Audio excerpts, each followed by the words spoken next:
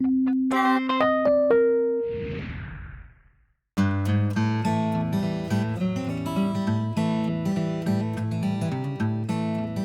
l'instant, on a encore des flux de personnes qui viennent sans rendez-vous qui sont importants.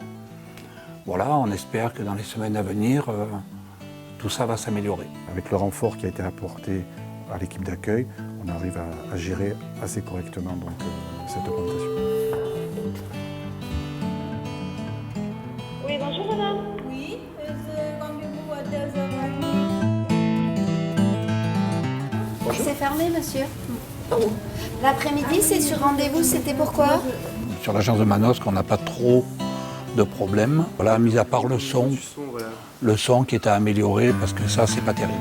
On a travaillé avec les premiers conseillers qui ont testé et puis on a retravaillé à nouveau la posture, travaillé sur un petit script parce que c'est pas évident de passer d'un contact direct de face à face à un contact par l'intermédiaire d'une tablette. Pour prendre un rendez-vous, vous avez rendez-vous. Pour les personnes qui ne se sont pas présentées, qui ne sont pas au courant, parce qu'il y a eu une campagne d'information qui a été assez importante là-dessus, où on a envoyé des textos, des courriers et autres, en leur disant attention, votre agence sera ouverte le matin et l'après-midi uniquement sur rendez-vous. Ça a été eu des relances et autres. Mais apparemment, c'est comme tout, quand ils reçoivent des courriers, ils prennent peut-être pas toujours la peine de le lire. Je pense que ça risque de mettre des barrières à certaines personnes qui justement ne savent pas se lever le matin. Le matin je travaille, quand c'est ouvert, c'est quand je ne peux pas me déplacer. On a quand même plus de disponibilité pour voir les gens.